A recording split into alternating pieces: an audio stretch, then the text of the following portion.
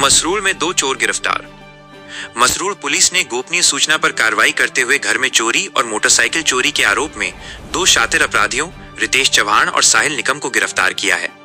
ये दोनों चोरी का लैपटॉप बेचने के लिए मसरूल गांव वरवंडी रोड पर आए थे, जहां पुलिस ने उन्हें मोटरसाइकिल समेत दबोच लिया। जांच में पता चला कि दोनों ने कुल 6 अपराध किए हैं। इनसे 3,55,000 रुपए पर मूल्य के 6 मोबाइल, 1 लैपटॉप, 3 मोटरसाइकिलें और शराब बरामद हुई हैं।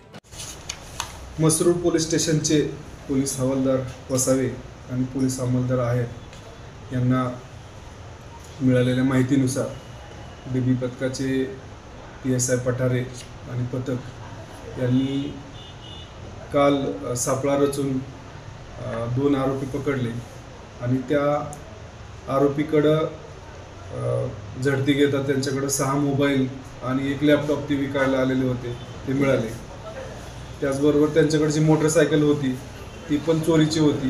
त्यांच्याकडे अधिक कौशल्याने चौकशी केल्यावर असं निष्पन्न झालं की त्यांनी घरफोडी केलेली आहेत आणि मसरूळच्याच हद्दीमध्ये दिंडोरी रोडला मोबाईल स्नॅचिंगचे जे गुन्हे केलेले होते त्याचा मुद्देमाल त्यांच्याकडे मिळून आला होता। त्याप्रमाणे त्यांना गुन्ह्यात अटक केलेली आहे। दोघांना रितेश भाऊसाहेब चव्हाण वय 27 वर्ष हा पेठ रोडला राहणारा एक आरोपी आहे आणि साहिल केशव निकम 22 वर्ष हा वाडणे कॉलनी मसरूळमध्ये राहणारे हे 2 आरोपी आहेत। रितेश चव्हाण हा यापूर्वी रेकॉर्डवरचा आरोपी आहे।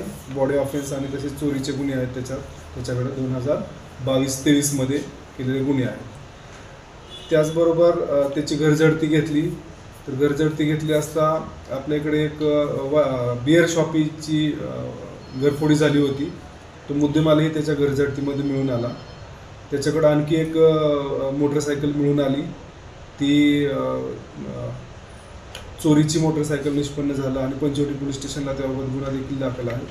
अशा प्रकारे एक बियर शॉपी फोडल्याचा घरफोडीचा गुन्हा, 3 मोबाईल स्नॅचिंगचे गुन्हे आणि 2 मोटरसायकल चोरीचे गुन्हे आतापर्यंत उघड झालेले आहेत। त्यांच्याकडे आणखी आपण कसून त्यांच्याकडे चौकशी करून आणखी त्यांनी काही घरफोड्या किंवा काही मोबाईल स्नॅचिंग केलेले आहेत का, जे आता त्यांच्याकडे मिळून आलेले जे 2 आणखी मोबाईल आहेत ते अजून निष्पन्न व्हायचे की ते कुणाचे आहेत, कुठले स्नॅचिंग केलेले आहेत का, ते तपासात सगळं निष्पन्न होईल आणि इतर काही मोटरसायकल वगैरे चोरी केले असतील तर ते तपासात अजून मिळून येतील।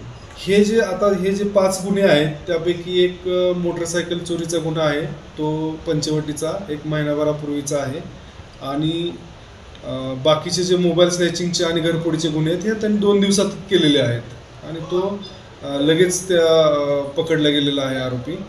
त्यामुळे ह्या 4-5 गुन्हे ह्या 2 दिवसातलेच आहेत आणि रितेश चव्हाणचे हे जे पूर्वीचे गुन्हे आहेत बॉडी ऑफेन्स आणि जे चोरीचे आहेत ते 2022 आणि 23 मधले आहेत। एकूण साधारणतः 3.5 लाख रुपयाचा मुद्देमाल हस्तगत केलेला आहे।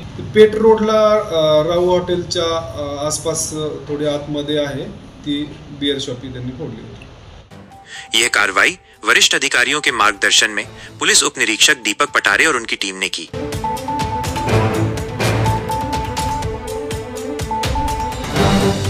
अन्याय अत्याचाराचा पर्दाफाश करण्यासाठी AVP नाशिक TV चॅनलला सबस्क्राइब करा आणि बेल आयकॉन प्रेस करा।